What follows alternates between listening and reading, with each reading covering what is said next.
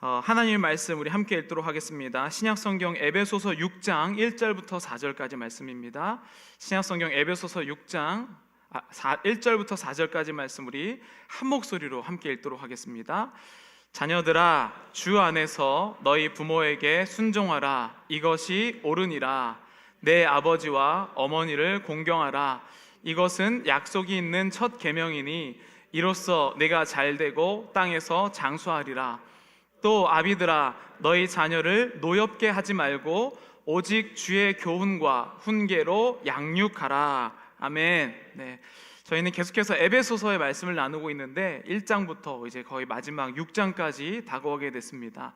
에베소서 구조는 1장부터 3장까지는 어떻게 보면 이론이라고 볼 수가 있고 4장부터 6장까지는 그 이론의 축복이 있는데 그 축복을 받으려면 실제 생활에서 어떻게 살아가는지에 대해서 이야기를 하고 있습니다. 그러면서 하늘의 신령한 복을 받기 위해서 구체적으로 살아갈 때에 지난주와 그리고 이번 주 그리고 다음 주간에 이 당시 로마 시대 가운데 시대의 근간을 이루고 있었던 세 가지 관계에서 어떻게 살아갈지에 대해서 이야기합니다. 그래서 지난주는 부부 관계, 그리고 오늘은 부모와 자녀 관계, 그리고 다음 주는 상전과 종의 관계, 그것이 이 당시 로마 사회에서 나라를 이루는 요소라고 생각했기 때문에 아마 이 에베소서에서도 그것을 중심으로 이야기를 나누고 있습니다. 그래서 오늘은 부모와 자녀의 관계에 대해서 얘기를 나눌 텐데요, 저도 역시 아까 여기서 춤을 추고 있던 두 아이의 아빠이고 부모이고 또 저희 부모님이 있는 자녀이기도 합니다.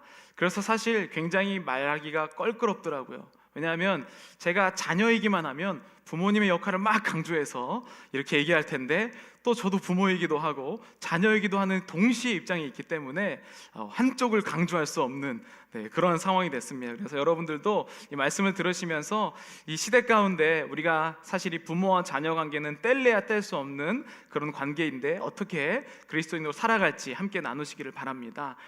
제가 이 말씀을 준비하다가 사실 이 부모와 자녀와의 관계는 좀 뻔하거든요. 그냥 순종하고 자녀를 사랑하고 이 두 가지 관계만 뻔하기 때문에 도대체 다른 목사님은 어떻게 설교하나 이렇게 한번 찾아봤어요.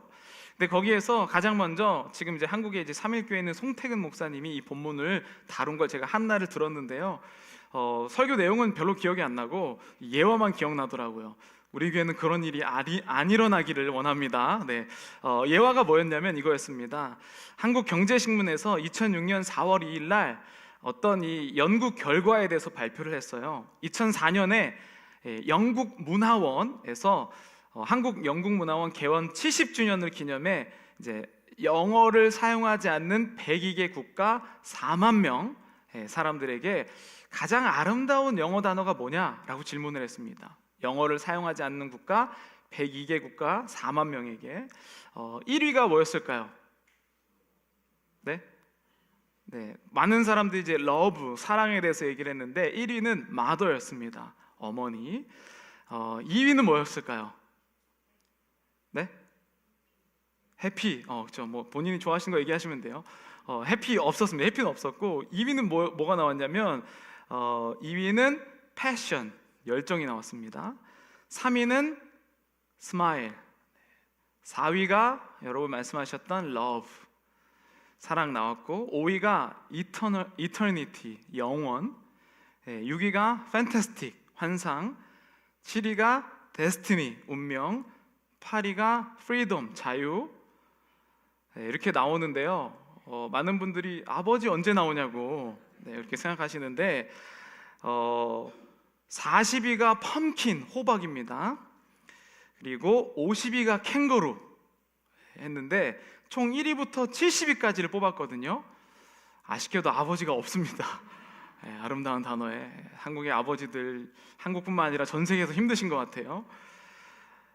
참 우리가 아버지가 있고 어머니가 있고 부모님이 있고 자녀가 있는데 그 역할을 다 하며 산다는 게 참 어려운 것 같습니다. 그리고 모두 다 원하는 게 다르기 때문에 참 이것을 맞춘다는 것은 쉽지 않은 일인 것 같아요. 저는 이제 설교를 준비하면서 항상 하나님께 하나님 제발 예화가 제 인생에서 나오게 해주세요. 그냥 이론으로 얘기하지 말고 제 인생에서 하나님 예화를 찾게 해주세요. 그러면서 이제 말씀에 대해서 고민을 하면서 일주일 동안 굉장히 많은 네, 네, 성령의 물이 막 부어지는데, 네, 이런 예화를 찾게 되는데, 하루는 이제 이번 주 목요일인가, 요즘 계속 덥잖아요. 그래서 제가 밖에 나갔다가 이제 다시 나가려고, 근데 옷 갈아입기는 좀 귀찮아 갖고 위에는 셔츠, 밑에는 바지를 벗고 이제 속옷만 입고 이렇게 있었습니다. 방에 있었는데 저희 아이가 이제 학교를 갔다 와서 이제 거실에서 책을 읽고 있더라고요. 그래서 제가 이제 물 떠먹으러 가면서 딱 갔는데, 이제 셔츠랑 팬티만 입고 있는 그 아이를 보면서 야, 너 왜 이렇게 입고 있어? 라고 물어봤더니 아들이 뭐라고 했겠습니까? 예, 이렇게 저한테 그래서 제가 이걸 어떻게 해야 되지? 이거 그래도 부모님의 권위가 있는데, 그래서 제가 이렇게 한마디로 물어봤습니다. 아빠는 바지 스타일이야. 네, 너는 팬티 스타일이잖아. 이렇게 하면서 위기를 모면했는데, 왜 그렇게 했겠습니까? 아버지가 하니까 그대로 따라했겠죠. 사실 이 부모의 이 위치가 그렇게 하는데, 이것만 하면 사실 이게 제가 하나님께 예화를 한다 해놓고 이런 쓸데없는 예화만 하면 되겠냐라는 생각을 갖고 있으면서, 금요일 날 점심 먹으러 가기 전에 이제 시간이 잠깐 남아서 의자에 앉아서 옆에 있는 책을 봤는데, 그 책이 저희 아이들이 큐티하는 큐티북이었어요. 큐티북을 이쪽 저쪽 넘기고 있는데 그 큐티북에 이렇게 써 있더라고요. 한번 사진을 띄워주시죠. 내가 닮고 싶은 믿음의 사람은 누구일까요? 그 사람은 어떤 모습을 닮고 싶나요? 하면서 아빠 in the way he trusts and works for God. 아빠가 하나님을 신뢰하고 일하는 부분을 닮고 싶습니다. 이렇게 좋은 예화가 나와서 참 다행이었습니다.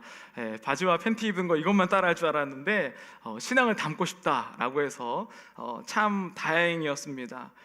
자녀는 부모를 닮는다고 하죠. 그런데 사실은 부모도 자녀를 닮아갈 때가 있습니다.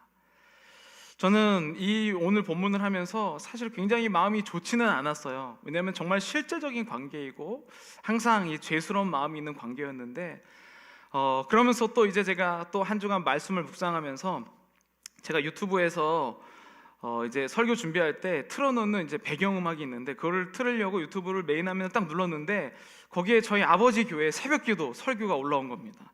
그래서 제가 이거 한번 설교 듣자라고 해서 설교를 딱 듣는데, 설교 내용은 전혀 기억이 안 나는데 그 저희 아버지의 표정이 보이는 거예요. 굉장히 뭔가 큰 문제가 있는 것 같아요. 근심과 걱정이 마음속에 있고, 그래서 설교 내용도 잘 들어보면 고난을 이겨내야 된다 막 이런 내용이 이제 있는 거예요. 참 마음이 좋지 않았습니다. 그리고 나서 제가 이 말씀을 다시 정리하려고 책상에 딱 앉았는데 어떤 생각이 드냐면, 너무 복잡한 거예요. 도대체 뭘까? 부모란 뭘까? 자녀란 뭘까? 그리고 또 제가 교육학 박사를 하고 있고 또 부모 세미나를 하고 있는데, 그러면서 제가 들었던 생각이 이거였습니다. 도대체 좋은 부모란 뭘까? 여러분들도 그 생각 많이 하시죠? 좋은 부모가 되기 위해서 많은 사람이 노력을 하고 또 좋은 자녀가 되기 위해서 노력을 하는데, 저는 이렇게 하면서 최종적으로 제가 생각했던 결론이 이거였습니다. 좋은 부모란 자녀가 따라가고 싶은 인생을 산 사람이다 라는 생각을 했어요. 자녀가 따라가고 싶은 인생을 산 사람이다. 저희 아버님께서 이제 은퇴를 준비하고 계시는데 참 은퇴하기 전에 어려우신 것 같아요. 근데 그 모습을 보면서 그 인생이 정말 밑바닥에 있을지라도, 때로는 위에 올라올지라도, 때로는 굴곡이 심하게 왔다 갔다 할지라도 그 마지막에까지 최선을 다하는 그 인생을 담고 싶다는 생각을 했습니다.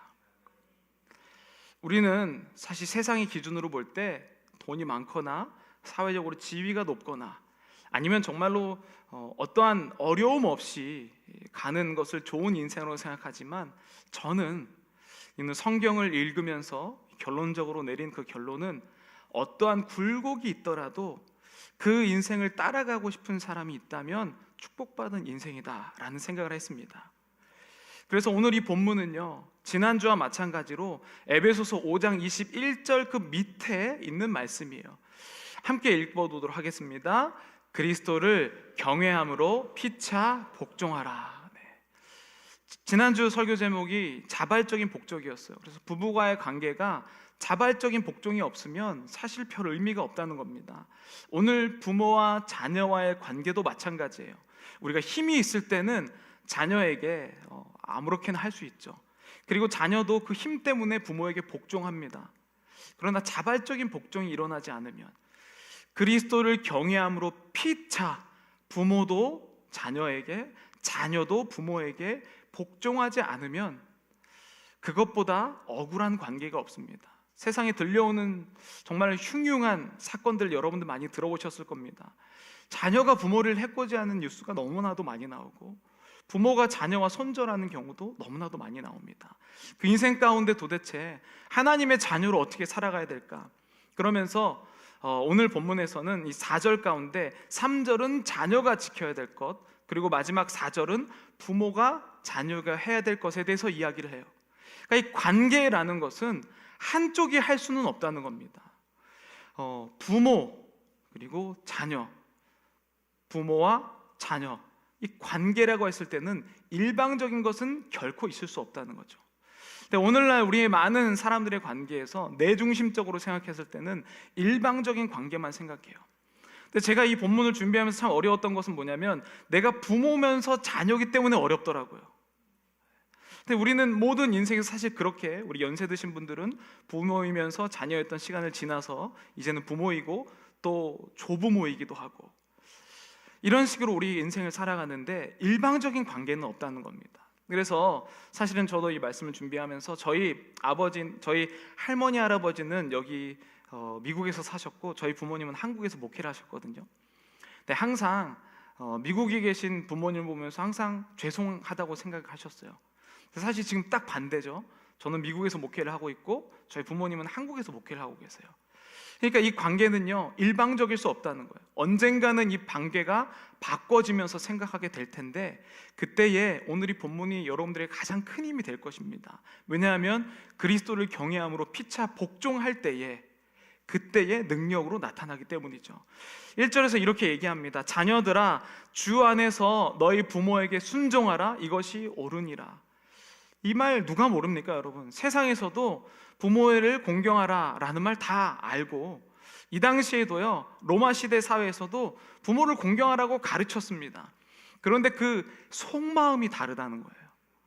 부모가 힘이 있기 때문에 사회를 유지하기 위해서 자녀가 부모에게 대들면 세상이 어지러워지니까 공경하라고 하는 것이 아니었습니다. 사랑하기 때문에 힘이 있어도 피차 복종하라고 얘기하고 있어요. 그래서 어떤 사람은요, 주 안에서 너희 부모에게 순종하라고 해서 예수님 믿는 부모님에게만 순종하라고 그렇게 생각하는 사람들도 있어요. 그러나 전혀 그렇지 않습니다. 여러분의 부모님이, 사실 우리가 세상에 살다 보면 사실 정말로 힘들게 하시는 부모님들도 있습니다. 저도 이 가정에 대해서 연구를 하기 때문에 정말 많은 가정들에서 물어보고, 특별히 한국의 예전 부모님들 중에 폭력을 행사하시는 분들, 또 그리고 돈도 안 벌고 오신 분들, 또 여러 가지 부모님들이 많이 있다는 사실을 알고 있는데, 성경에서는 그런 부모님도 순종하라라고 이야기해요. 그것은 제가 마지막에 이야기를 나누겠습니다. 어쨌든 부모님을 순종하라는 것은 그냥 네가 자녀로서 제 위치를 하라는 게 아니었어요. 여러분, 이제 우리 공자가 논어에서 얘기했을 때 군군 신신 부부 자자, 이게 무슨 뜻인지 여러분 아실 겁니다. 미국에 사시는 분들은 모르시겠지만, 임금이 임금답고 신하가 신하답고 아버지가 아들답고 아들이 아들다울 때에 나라가 유지된다는 거예요.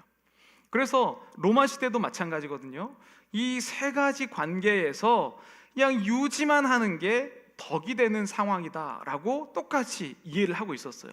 성경에서 말하는 것은 이것을, 사회를 유지하기 위해서 부모를 공경하라라고 이야기하지 않습니다. 내가 예수 그리스도를 믿기 때문에 부모를 순종하라라고 이야기하는 거죠. 자발적인 복종에 대해서 이야기를 합니다. 그러면서 어떤 예를 들었는데, 그 예가 2절에 나오고 있어요. 2절에 이렇게 나옵니다.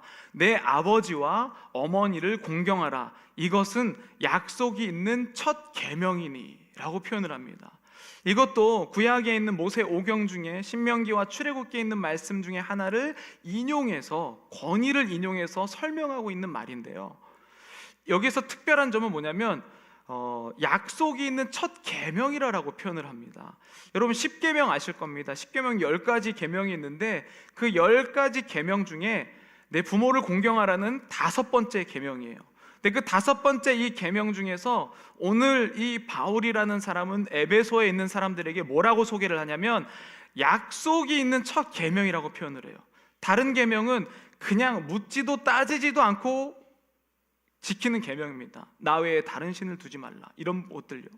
그런데 이 5번째 계명은 특별히 너의 부모를 공경하라라고 했을 때는 어떻게 보면 자녀들에게 주로 하고 있는 이 고백인데요. 그때 자녀들에게 뭐라고 얘기하냐면 약속이 있다라고 표현합니다. 다른 것은 그냥 계명이라고 얘기했는데 약속이 있다는 것은 뭔가 이 약속을 지키면 좋은 일이 일어난다는 결과에 대해서, 조건에 대해서 이야기합니다. 그 조건을 바로 3절에 나와 있는 것이죠. 근데 이 2절 약속이 있는 첫 계명이라고 했을 때 그것을 사실 굉장히 많이 강조하고 있었다는 겁니다. 여러분 이 당시 사회에서, 로마 사회에서 이 어린이는요 굉장히 비참한 존재였습니다. 디오니시우스라는 로마의 사람이 있죠. 그 사람이 아이에 대해서 이렇게 얘기했어요. 로마의 법을 주신 이는 아들을 가진 아버지에 대해서도 사실상 완전한 권세를 주셨다. 아버지가 아들을 감옥에 보내든지, 그를 채찍질하든지, 그를 사슬로 매든지, 그를 들판에서 일하게 하든지, 혹은 그를 죽게 하든지 할 적절한 권세가 있다고 생각했다.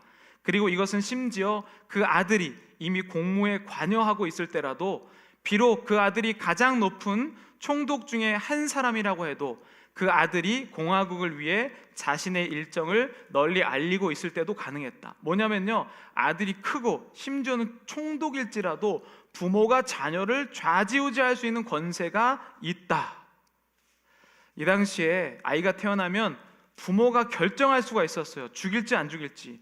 여자아이의 돈 버리는 경우도 많았고, 장애로 태어나면 버리는 경우도 많았습니다. 그러니까 그 정도로 부모가 강력하게 파워가 있는 그 시대에 만약에 여러분들이 부모한테 순종하라라는 말을 들면 어떤 생각이 들까요? 결코 마음이 편하진 않습니다. 그 권력이 있는 그거를 내가 왜 순종만 해야 되는가? 그뿐만 아니라 유대인들도 이렇게 얘기했어요. 당시 요세푸스라는 이 유대 역사학자 이렇게 얘기했죠. 당시 부모에 대한 의무 중 가장 작은 은혜라도 반응하지 않으면 그는 돌에 맞도록 넘겨졌다. 유대인들도 부모에게 은혜를 갚지 않는 사람들은 돌 맞아서 죽을 수 있는 법을 그들 스스로도 갖고 있었습니다. 아니 그런 상황에 굳이 부모에게 순종하라고 얘기하는 게 뭐 이미 상처받은 사람에게 소금 뿌리는 경 아닌가? 라고 생각할 수가 있을 겁니다. 그런데 그렇지가 않다는 거예요. 왜냐하면 기독교인이 부모를 순종하는 것은 세상의 이치, 내가 해야만 하는 의무가 아니라 기독교인이 해야 되는 것은 자발적으로 복종하며 사랑하기 때문에 하는 그 행하는 이유가 다르다는 것이죠. 어쩔 수 없이 세상에서 벌받기 위해 하는 것이 아니라 부모를 사랑하기 위해서 하는 것이 여기 있습니다. 그러면서 축복을 주었던 그 조건의 그 축복의 내용이 바로 3절인데요 3절에서 이렇게 얘기하죠. 이로써 내가 잘되고 땅에서 장수하리라. 뭐 뻔한 얘기라고 여러분 들리실 겁니다. 뭐 부모님을 섬기면 잘 된다고 얘기하겠지. 여러분 부모와의 관계에서 3절을 이해할 때 이 말씀이 풍성하게 이해가 돼요. 저는요 사실은 이 교회에 사역하는 사역자들이요 사실은 사역자마다 다른데 두 가지 종류가 있습니다. 완전히 사역을 망친 사람이 있어요. 사역자가 떠나고 나면, 그 교회를 그만두고 떠나고 나면 진짜 어떻게 사역했는지가 그때부터 나오거든요. 있는 동안에는 자기식으로 막 이렇게 이제 구슬리기 때문에 별로 티가 안 납니다. 사역도 마찬가지지만 일반적인 회사도 마찬가지죠. 그 사람에게 길들여 놓은 회사는 그 사람이 떠나면 휘청거립니다. 진짜 이 사람이 사역하고 일을 잘했는지는 떠나고 난 다음에 얼마나 안정적이냐가 훨씬 더 그 사람을 평가할 수 있게 되죠. 사역자도 마찬가지입니다. 근데 두 가지가 있어요. 완전 사역을 진짜 못하게 돼도 사역에 그 사람이 떠나고 나면 좋은 결과가 납니다. 왜냐하면 너무 안 좋아서 사람들이 스스로 생각해서 자생력이 일어났기 때문이죠. 또 다른 좋은 예는 이 사람이 사역할 때 잘해서 또는 기업을 운영할 때 잘할 때에 사람들이 그 위치에 맞게 잘 이렇게 인도해 줬기 때문에 떠나고 나면 열매를 맺는 경우가 굉장히 많습니다. 저는 그런 의미에서 저희 교회에 제가 이제 12월부터 우리 교회 담임 목회가 제가 됐는데 저는 원로 목사님을 그런 면에서 참 존경해요. 왜냐하면 저는 제가 사실 뭐 특별하게 뭘 한다고 생각하지 않는데 이 목사님의 열매를 보고 있다라고 생각합니다. 부모와 자녀와의 관계도 마찬가지입니다. 힘이 없을 때, 파워가 없을 때는요 그냥 복종하기 마련이에요. 근데 그 사람이 부모가 힘이 없어질 때 진짜 존경하고 공경하는 지가 그때 나옵니다. 그렇기 때문에 4절 부모의 역할과 3절 네가 잘되고 땅에서 장수하리라는 합쳐서밖에 생각할 수가 없습니다. 따로 생각할 수가 없다는 거예요. 어떤 사람은 로마 시대에 이런 경우가 많았어요. 권력이 있는 사람들이 많이 있었잖아요. 근데 그 로마 시대의 권력은요 쟁취하는 권력이었습니다. 누구의 아들로 태어난다고 이런 왕권 시대가 아니었기 때문에 쟁취하는 권력이에요. 근데 만약에 아버지는 유명한 사람이에요. 돈도 많아요. 그래서 그 자식에게 돈과 권력을 물려줬는데 자식을 제대로 가르치지 않았으면 어떤 일이 일어날까요? 바로 다음날 숙청되고 죽습니다.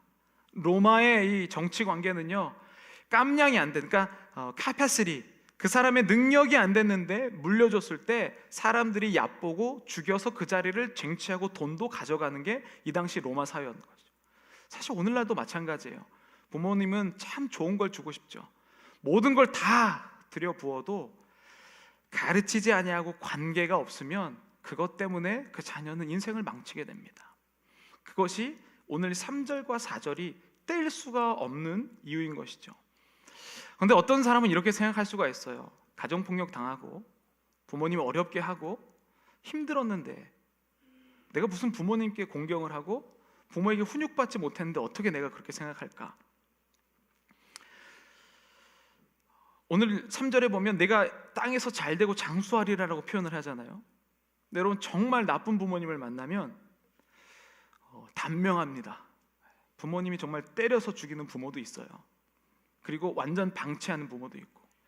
제가 이제 이 가정에 대해서 저는 정말 궁금해서 많은 연구를 했는데 미국의 훌륭한 리더십 중에 위탁 가정에서 자란 리더가 굉장히 많습니다. 부모가 오리 없어졌을 때. 그리고 불우한 환경에서 사실은 더 잘된 경우가 사실 미국에는 더 많아요. 근데 유독 우리나라는요 부모님이 이 자신에게 이제 주폭이라 그러죠. 술 먹고 때리거나 아니면 경제적으로 무능하거나 이런 사건이 있었을 때 유독 원망하면서 인생을 낭비하는 경우가 많습니다. 그런데 여러분 저는 시선의 차이라고 생각을 해요. 이미 내가 바꿀 수 없는 일들입니다. 이미 일어난 일들이고 그런데 그것이 여지까지 나를 지배하고 있다면 사실은 내 인생의 손해인죠. 근데 정말 나쁜 부모는요 그 자녀를 심리적으로 죽이는 부모예요. 육체적으로 때려서 그리고 억압하고 폭력하는 부모보다 정신적으로 그 사람을 살지 못하도록 만드는 부모가 훨씬 더 어려운 부모예요. 제가 교육학을 하다 보면 이제 자살률이 높은 그 집에서 나오는 말은 뭐냐면요 어린 시절에 주로 이런 이야기를 합니다. 존재를 부정당하는 이야기를 해요. 너는 왜 태어났니? 네가 없었으면 우리 집이 더 잘 됐을 텐데. 이런 종류의 말을 듣고 자란 아이는 자살률이 30배가 높아요. 거의 자살을 시도하는 사람들의 대부분의 95%는 이런 이야기를 듣고 자란 사람들입니다. 이런 부모가 훨씬 더 나쁜 부모예요. 내가 폭력을 당하고 돈이 없는 것보다. 그런데 우리가 여기까지 살아온 것은요 저는 더 행운이라고 생각을 합니다. 물론 어렵고 힘들죠. 그런데 진짜 어려운 부모를 만난 사람은요 여기까지도 살아오지도 못했어요. 스스로 생을 마감하거나 아니면 정상적인 삶의 범주 안에 들어오지도 못했습니다. 이런 생각을 해봤어요. 여러분 LA에서 제주도의 화로회를 먹을 수 있는 두 가지 방법이 있거든요. 제주 가서 내가 뭐 배 타고 잡아온다 뭐 이런 거 말고 첫 번째는 얼려서 이제 오는 경우가 있죠. 조금 시들시들해요. 근데 두 번째 방법은 이 생선을 갖고 오면서 살려오면서 큰 탱크 안에 이 천적을 넣어서 오면요, 몇 마리는 죽는데 대부분은 삽니다. 왜 사는지 아시겠죠? 잡혀 먹힐까 봐. 그 탱크 안에서 미국 오는 그 상황에 잡혀 먹힐까 봐 가진 애를 주면서 사는 거예요. 그래도 살아서 여기 왔거든요. 어떤 분들은요, 이 천적에 갇힌 탱크 안에 부모님을 만난 경우가 있어요. 힘들죠, 어렵죠. 그런데 진짜 유의미한 것은, 진짜 의미가 있는 것은 여기까지 살아왔다는 거예요. 그리고 그 살아온 것에서 지금 의미를 발견하게 되면요, 그 내가 어려웠던 순간이 어떻게 보면 소명의 자리로 바뀌기 시작합니다. 인생은 해석하기 나름인데요, 그 전을 생고생이라고 생각하면 우리의 인생은 원망밖에 남는 게 없습니다. 그러나 오늘을 위한 다짐이라고 생각하면 그것이 나를 여기까지 만들어준 선생이 되죠. 그래서 성경은요, 이러한 어려운 상황에 있는 사람들이 더 많았어요. 부모에게 버림당해서 노예가 된 사람들이 예수를 많이 믿었잖아요. 여자들, 이름 없는 사람들, 노예와 다를 바 없는 사람들이 예수를 먼저 믿었습니다. 그런 사람들에게 순종하라고 하는 것이 얼마나 정말 용납하기 어려운 상황이었겠습니까?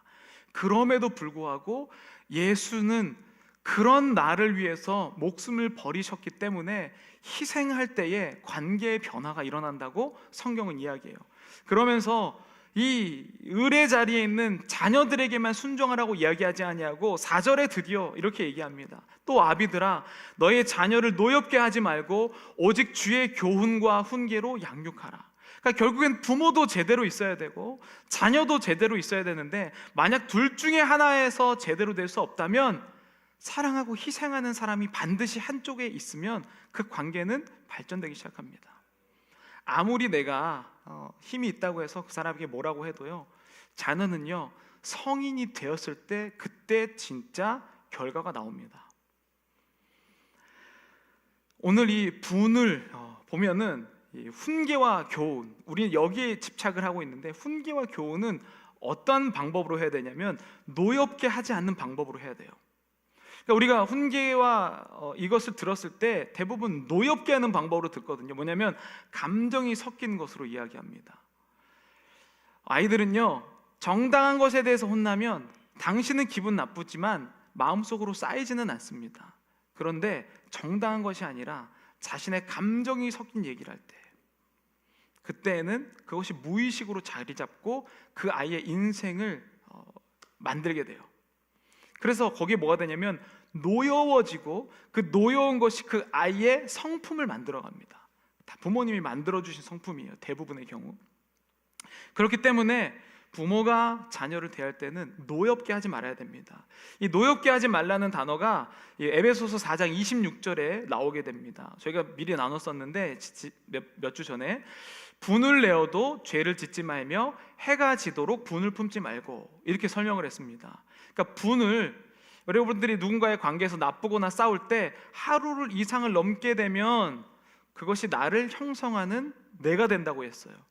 그래서 잠을 자면서, 그때 제가 설명한 게, 사람이 하나님께서 잠을 주신 이유가, 잠을 자게 되면 우리 내가 잠잘 때 나에게 필요한 내용은 장기 기억 메모리로 보내고 필요 없는 내용은 단기 기억 메모리, 그래서 곧 없어질 메모리로 이렇게 저장하는 것을 잘 때 이루어지는데, 그래서 분을 내가 자면서 품고 자면 장기 기억 메모리로 넘어가서 우리는 분하는 사람이 됩니다.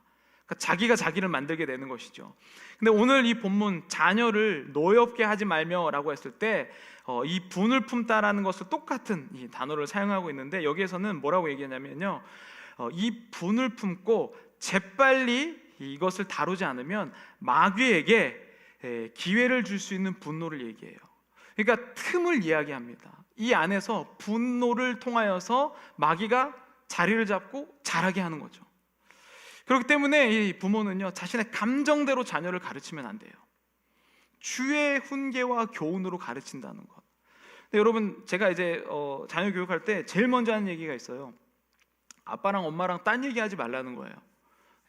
왜냐하면 이제 옛날에는 이제 엄부자모였지만 요즘에는 아빠 엄마 둘 다 얘기하거든요. 잔소리 폭탄이 이어집니다.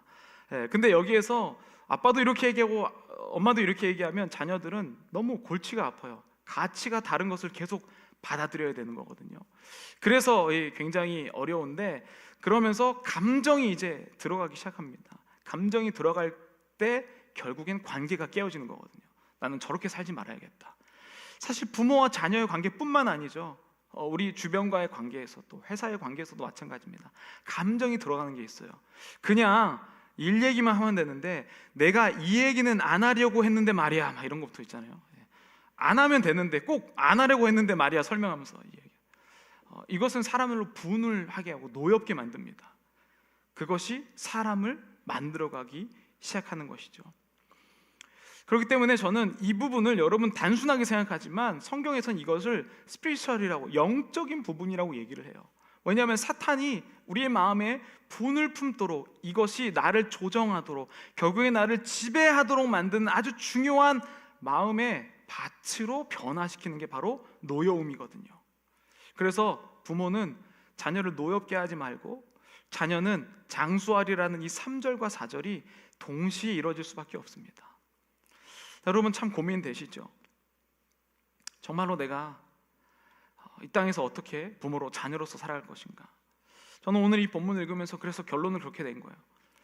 정말 형편없는 부모일지라도, 정말로 지금 완벽한 사람이 아닐지라도 닮고 싶은 자녀가 있다면 성공한 부모다.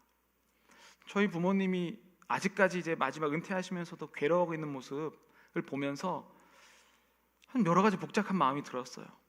근데도 제가 마지막 결론을 내린 건, 그 소명을 위해서 아프고 고민하는 그것까지 담고 싶다라고 저는 결론을 내렸습니다. 근데 여러분, 요즘 세상에는요, 담고 싶은 사람이 없어요. 마지막 제가 한 분의 얘기를 해드릴게요. 얼마나 이 세상이 어려워지는지. 이응봉이라는 사람이 있습니다.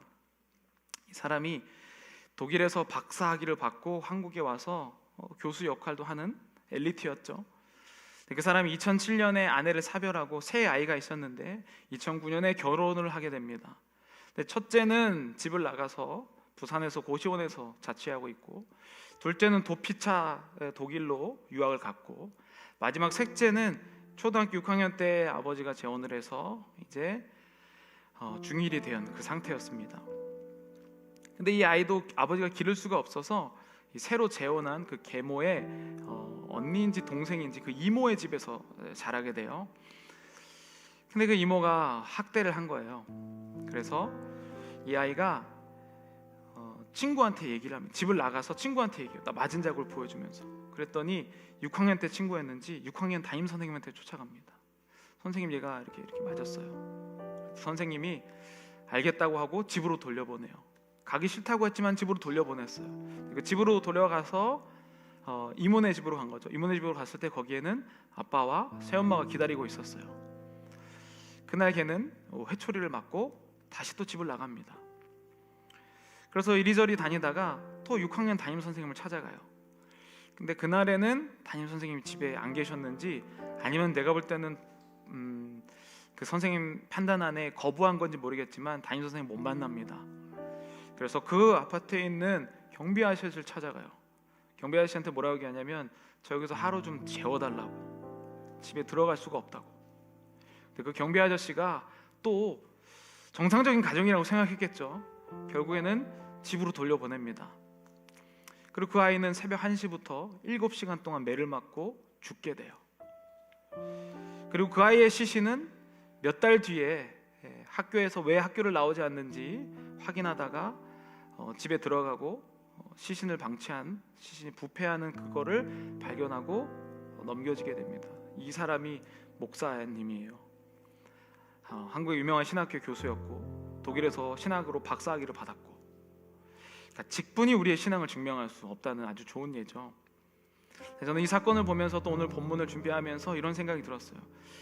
도대체 부모도 상처받았다고 얘기하고 자녀도 상처받았다고 얘기하고, 저는 그렇던 우리의 모습이 이제 이 양이라고 부르는데, 이 여중생, 그래서 이게 여중생 부천 여중생 백골 사건인가, 여러분 보셨을 거예요.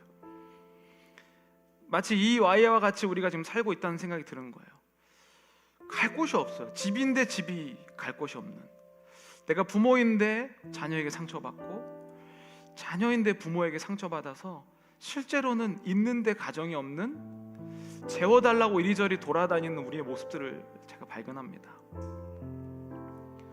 이 시대는 정말 갈 곳이 없는 시대라는 게 많이 느껴지는 거예요. 그럴 상황에서 오늘 이 성경은 우리에게 뭐라고 얘기하는가? 사랑과 희생만이 답이라고 얘기를 해요. 왜 우리가 상처를 받을까요? 내 나름대로의 부모의 기준이 있는데 그 기준과는 맞지 않는다는 거거든요. 내가 왜 자녀에게 상처를 받을 거예요? 내가 해준 게 있는데 이것만큼 받을 수 없다는 거죠. 결국엔 예수님은 우리에게 어떻게 마지막에 하셨습니까? 우리에게 뭘 받으려고 하지 않으셨어요. 여러분, 부모님 중에 그 부모님이 아주 나쁘게 못되게 했는데도요, 부모님 일찍 돌아가시면요 부모님 그리워합니다. 예수님은요 우리를 위해 십자가에 달려 돌아가셨기 때문에 우리는 그리워할 수밖에 없어요. 그거를 말을 사랑과 희생이라고 얘기해요. 근데 그분의 죄 때문이 아니라 나를 위해서 십자가에 달려 돌아가셨다고 얘기해요. 그래서 이 모든 이 세상을 이루는 이 근간의 관계는요, 사랑과 희생 없이는 절대 해결할 수가 없습니다. 파워가 있을 때는 가능하죠. 돈 있을 때 누가 존경 안 합니까? 사람 많이 붙어 다닐 때 누가 그거를 누가 존경하지 않나요? 근데 없을 때 이 일이 일어난다는 거죠. 저는 여러분들이 오늘 이 시대, 정말로 아무것도 해답이 없는 것 같은 이 시대에 예수님의 사랑이 우리 마음 가운데 들어와서 그 사랑이 역할하기를 원합니다. 쉽지는 않을 거예요. 어떤 사람은 그 제주 화로가 여기 오면서 왜 나를 천적으로 붙여서 왜 이 부모님인지 원망을 할 수도 있고, 어떤 사람은 내가 자식을 잘 길러놨는데 왜 나를 이것밖에 못하나 라고 원망할 수 있지만, 정말 예수님의 그 사랑의 관점에서 보면요 그것도 귀여워 보이기 시작합니다. 우리 찬양하면서 기도할 텐데요, 그래서 저는 이 말씀을 준비하면서 이 찬양이 떠올랐어요. 정말 해결할 수 없는 이 시대 가운데 주님의 그 사랑, 여러분 한번 주님의 그 사랑을 한번 묵상해 보시면 정말 거기에서 놀라운 일이 일어납니다. 이와 같은 때에 난 노래하네. 이와 같은 때에 난 노래하네. 난 노래하네. 사랑을 노래하네. 사랑을 노래하네. 주님께 이와 같은 때에 이와 같은 때에 손 높이 드네. 손 높이 드네. 주님께. 주님 사랑해요. 사랑해요. 주님 사랑해요.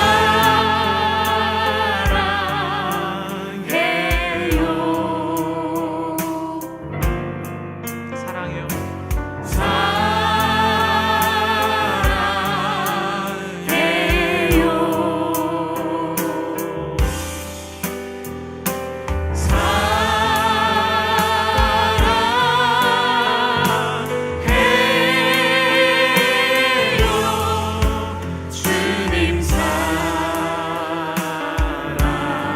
주님 사랑해요. 다시 한번 고백하겠습니다. 주님 사랑해요.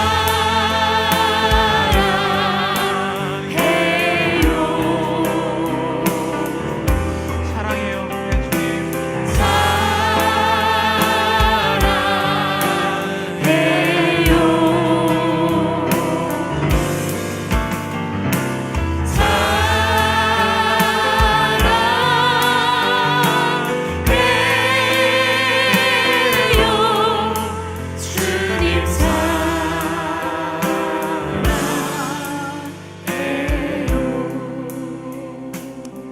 우리 이 시간 함께 기도할 때 저도 예수님 만나기 전에 진짜 사랑을 찾아서 얼마나 많이 돌아다녔는지 모릅니다.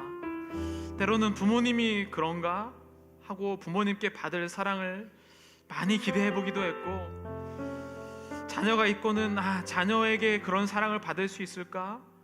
배우자에게 그런 사랑을 받을 수 있을까?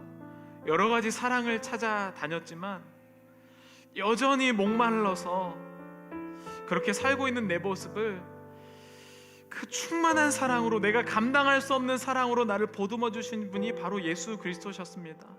그래서 우리는요, 사실 사랑을 받지 않고서는 절대 할 수가 없습니다. 저는 여러분들 가운데, 주님, 만약에 여러분들의 마음이 회복되지 않는 분이 있다면 내가 주님의 사랑을 회복하게 하여 주옵소서. 주님, 내가 부모님을 사랑할 수 없고, 내가 또 좋은 자녀가 되지 못하고, 여러 가지 깨어지는 이 관계 가운데서 여전히 그 죽어가던 그 여중생처럼 집이 어딘지 하루만 재워달라고 하는 그 심정으로 살았던 우리처럼, 주님, 나의 마음을 주님께 앞에서 재워주시옵소서. 내가 주님 앞에 가기를 원합니다. 우리 이러한 마음으로 함께 주님의 사랑을 함께 통성으로 기도하겠습니다. 사랑의 하나님 아버지, 감사합니다. 여전히 우리의 마음이 아파서 부모인데도 자녀에게 사랑을 받고 싶고, 자녀도 부모의 사랑을 받는데 여전히 어디서 사랑을 받을지 몰라서 해말고 있는 우리의 마음, 주님 아시죠? 주님, 아버지께서 우리의 마음들을 하나님께서 붙잡아 주시옵소서. 아버지의 영이, 아버지, 내가 상상할 수 없었던 하나님 아버지 그 크신 사랑이 오늘 이 자리 가운데 한 사람 한 사람 사람의 마음 가운데 임할 수 있도록 주님께서 붙들어 주시옵소서. 하나님, 여전히 우리의 마음은 이리저리 헤매고 다니는 우리의 그 마음을 하나님께서 아버지 붙잡아 주시옵소서. 사람이 줄 수 없는 사랑을 내가 받으려고 했었던 우리의 마음을 하나님께서 우리를 아버지 붙잡아 주옵시고, 이 시대 가운데 내가 그 사랑을 본받아 이제는 소명자에게 갈 수 있도록 주님 인도하여 주시옵소서. 주님 앞에 온전히 좀 하시어 서기를 원합니다. 아버지, 내가 부모로서 충분한 사랑을 주기를 원합니다. 내가 자녀로서 충분한 사랑을 아버지 올려드리기를 원합니다. 하나님께서 붙들어 주시옵시고, 내용대로 온전히 좀 하시어 붙잡아 주셔서 예수 그리스도의 마음대로 온전히 할 수 있도록 성령 하나님 인도하여 주옵소서. 하나님 아버지, 감사합니다. 내 인생이 마치 이곳에 어쩔 수 없이 밀려온 것 같았는데, 오늘 하나님께서 나에게 주시는 말씀의 입장으로 돌아보니 그냥 생고생이 아니라 깨닫게 하시려고 주님께서 주셨던 선물임을 고백합니다. 아직도 우리의 마음이 해결되지 않아서 힘들고 어려운 사람이 있다면 주님, 그의 과거를 재해석할 수 있는 예수 그리스도의 사랑의 눈으로 그 부모를 보고 자녀를 바라보고 인생을 재해석할 수 있는 사랑의 마음을 허락하여 주시옵소서. 주님, 그냥 가르치는 것으로 될 수 없고, 돈으로 될 수 없고, 권력으로 될 수 없는 이 시대 가운데 주님을 우리가 사랑하기를 원하고, 하나님께서 나에게 주셨던 그 넘치는 사랑을 내가 맛보게 하여 주시옵소서. 주님, 나를 사랑하시려고 이 자리에 보내주신 줄로 믿습니다. 나는 내가 선택해서 왔다고 생각하지만 하나님께서 보내셨기에 이 말씀을 듣게 하셨고, 우리의 마음을 부드럽게 하셨으며, 내가 상처받지 않으려고 하는 인생에서 상처받아도 소명으로 즐거운 인생이 되게 하여 주시옵소서. 주님, 감사합니다. 주님의 사랑을 맛보게 해주심을 감사합니다. 예수 그리스도의 이름으로 기도드렸습니다. 아멘.